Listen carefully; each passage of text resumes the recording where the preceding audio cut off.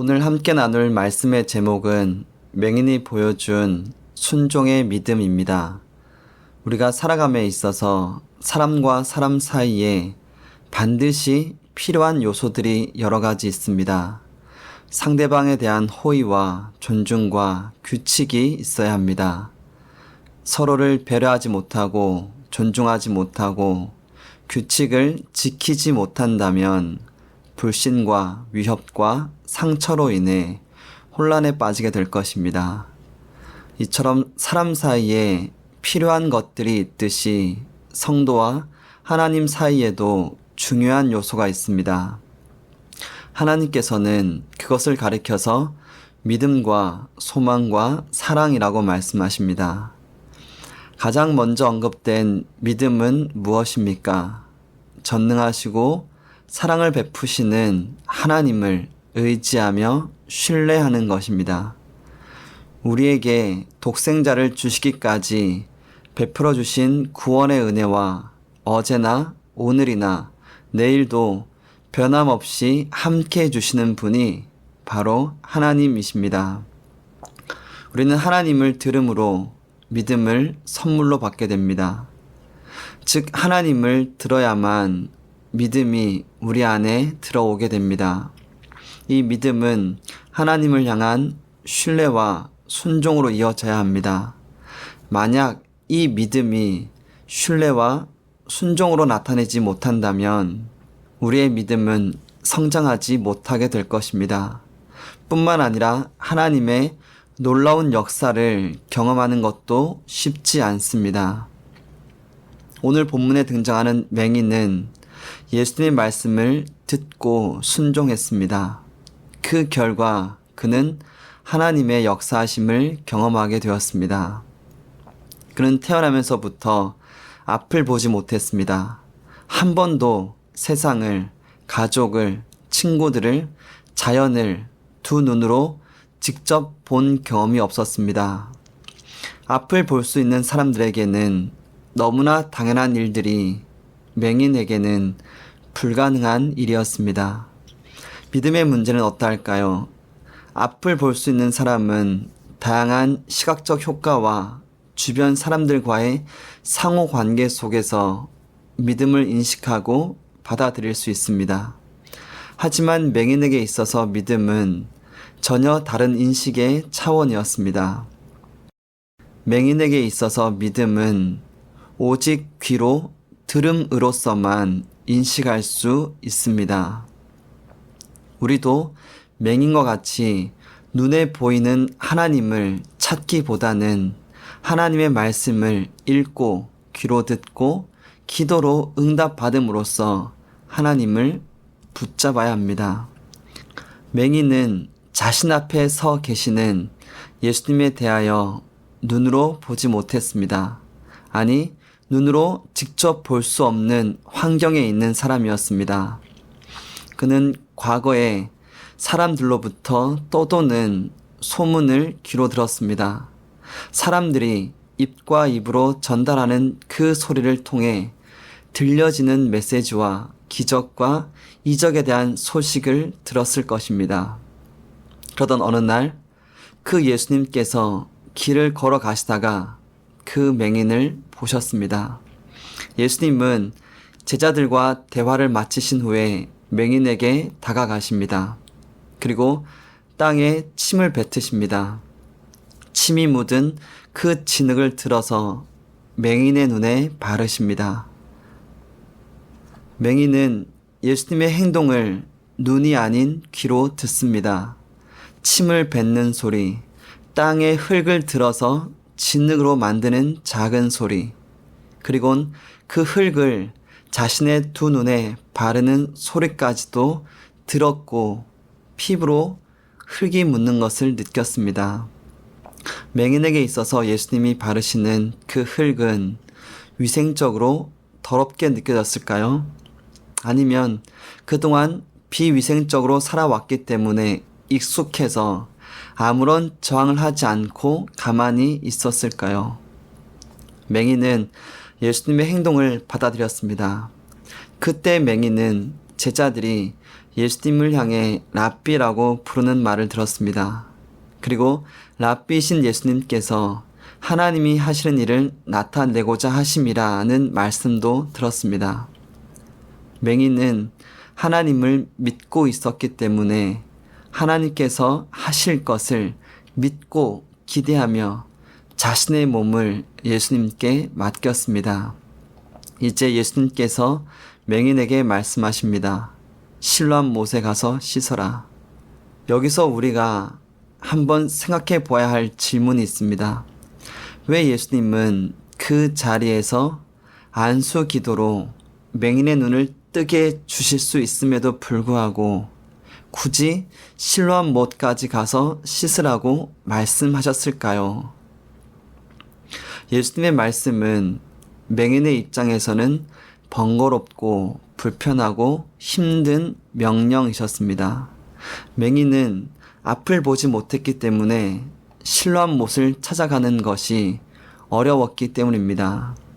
그렇기 때문에 실로암 못으로 가는 길에 의심하고 다른 길로 갈 수 있었습니다. 어쩌면 가는 길에 멈춰서서 주변 사람들에게 다시 동정을 구하고 도움을 구하고 빵을 요구하고 돈을 요구할 수 있었습니다. 힘들게 실로암 못에 가느니 차라리 그동안 해왔던 습관대로 행동할 수 있었습니다. 그러다 맹인은 과거의 모습을, 습관을 버렸습니다. 더 이상 자리에 앉아서 예전처럼 사람들의 도움을 구걸하지 않은 것입니다. 맹인은 그저 예수님의 말씀대로 실로암 못에 가서 눈을 씻는 일에 집중했고 모든 노력을 다 기울였습니다.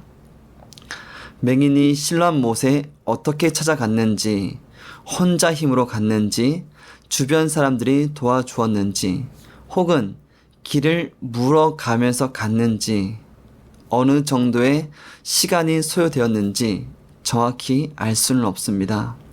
우리가 알 수 있는 것은 맹인은 중간에 포기하지 않았고 낙심하지 않았고 다른 곳으로 방황하지 않았고 곧장 실로암 못에 가서 눈을 씻었다라는 것입니다.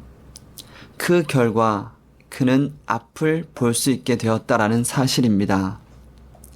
신약 성경에도 맹인과 비슷한 경험한 신앙의 선배들이 있습니다. 사도행전 9장 이하에 등장하는 사울입니다. 그는 예수님의 제자들을 핍박하기 위해 다메섹으로 가고 있었습니다. 다메섹에 도착하기 전에 길 위에서 사울은 예수님을 만났습니다. 하지만 안타깝게도 사울은 시력을 잃어버리게 되었습니다. 사울은 빛으로 찾아오신 예수님을 만났지만 3일 동안 앞을 보지 못한 것입니다. 3일째 되는 날 아나니아가 찾아와 사울을 위해 기도해 주었습니다. 그러자 사울의 눈에 꺼풀이 떨어지면서 사울은 다시 앞을 보게 되었습니다. 만약 아나니아가 사울을 위해 기도하지 않았다면, 그래서 아나니아가 예수님의 명령을 거절했다면 사울은 평생 맹인으로 살 뻔했습니다. 그러나 예수님은 아나니아에게 강권적으로 말씀하셨고 그의 순종과 기도로 다시 사울은 앞을 보게 되었습니다. 오늘 본문에 등장하는 맹인도 사울처럼 앞을 보게 되었습니다. 그런데 본문을 천천히 읽어보면 맹인은 앞을 보게 된 후에 기뻐하고 감격하며 놀라워할 법한데 그런 모습이나 행동은 기록되어 있지 않습니다. 태어나면서부터 맹인이었기 때문에 처음으로 보게 되는 세상과 사람들의 모습과 가족의 모습을 눈으로 보게 되었으니 감사하며 감동하는 것이 당연한 모습일 텐데 그러한 모습이나 말이 성경에는 기록되어 있지 않습니다. 다만 이웃 사람들과의 대화, 바리새인들과의 대화, 맹인의 아버지와 바리새인들의 대화만 기록되어 있습니다. 그렇다면 맹인의 행동에 대해서 우리는 어떻게 이해할 수 있을까요? 요한복음 9장 22절에 보면 그 부모가 이렇게 말한 것은 이미 유대인들이 누구든지 예수를 그리스도로 시인하는 자는 출교하기로 결의하였으므로 그들을 무서워함이러라 라고 말씀하고 있습니다. 그 당시에 예수님을 그리스도로 믿는 사람들은 공동체에서 출교를 당했던 것입니다. 맹인은 이 사실을 들어서 알고 있었기 때문에 마냥 좋아할 수만은 없는 분위기였던 것입니다. 하지만 맹인은 예수님께서 하나님께로부터 온 분이심을 인정하고 있습니다. 요한복음 9장 33절입니다. 이 사람이 하나님께로부터 오지 아니하였으면 아무 일도 할 수 없으리이다.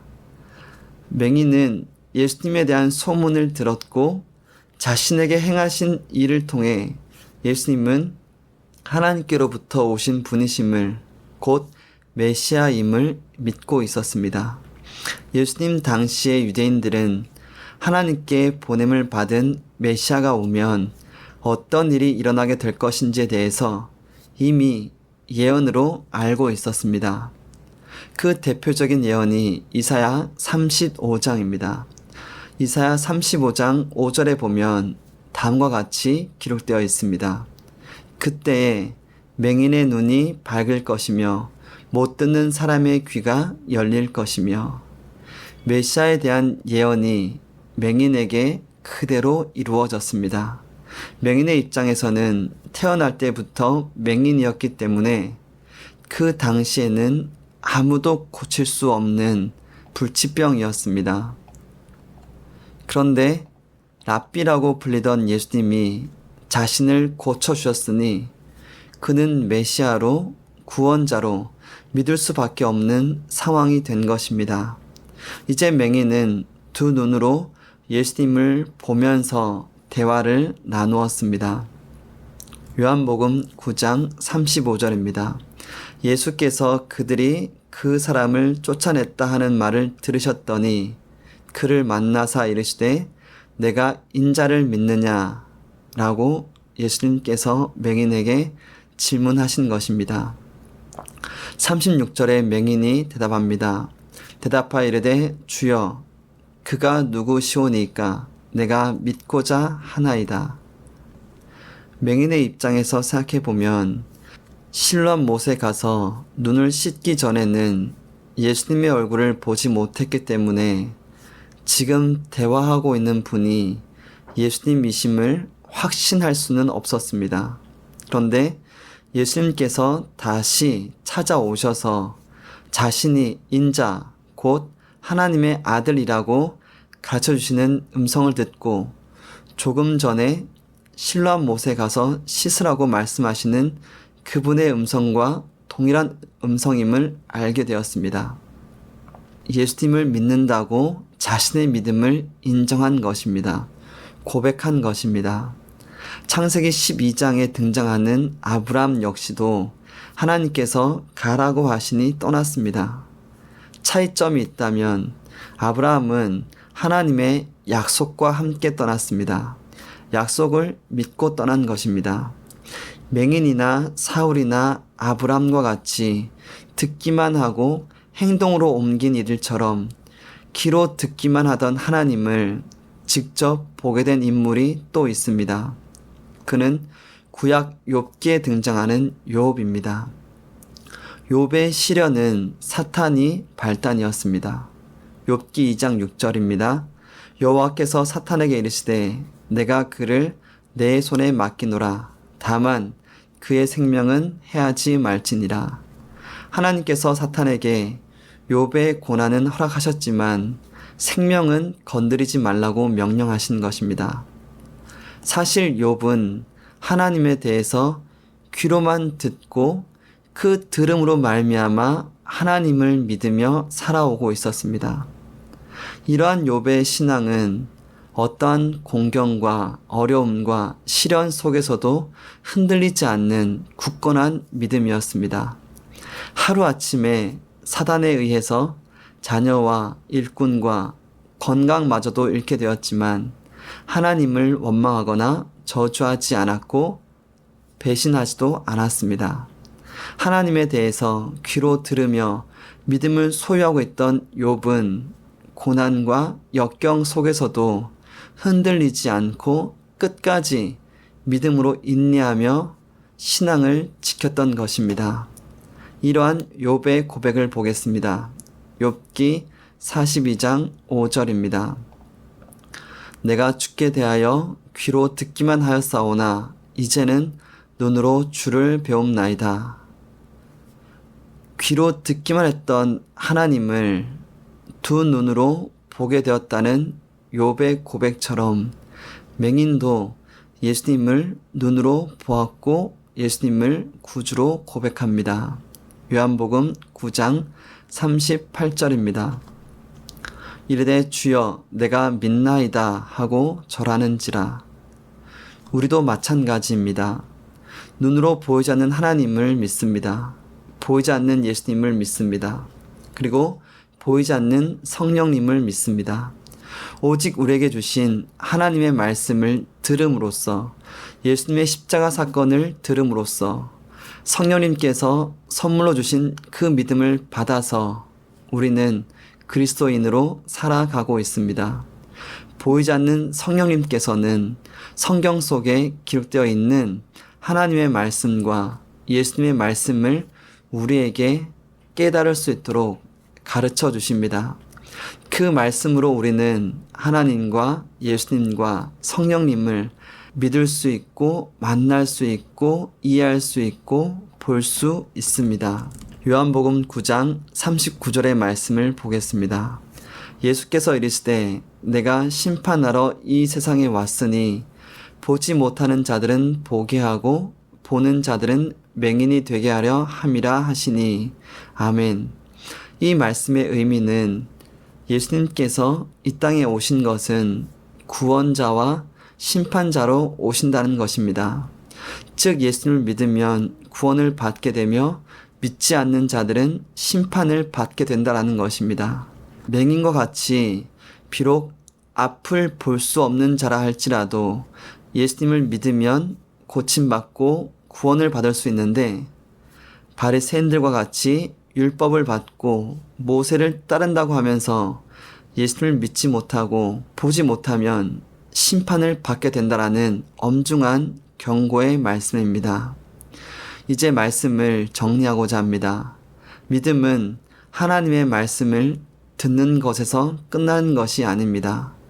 맹인이 과거에 예수님에 대한 소문을 듣고 그저 나와 상관없는 사람들의 이야기 혹은 신비한 이야기, 불가능한 이야기라고 치부해 버렸다면, 그래서 현실에 주어진 상황에 충실해서 예수님 말씀을 듣고 순종하지 않았다면 그는 하나님의 일하심을, 놀라운 기적을, 새로운 삶을 살지 못했을 것입니다.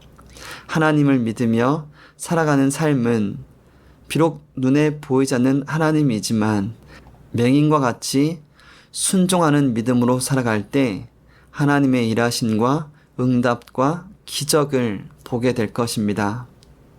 그때 우리에게 주어진 시험과 고난과 어려움과 문제가 하나님의 능력으로 해결되어 하나님의 영광을 위한 도구로 쓰임받게 될 것입니다.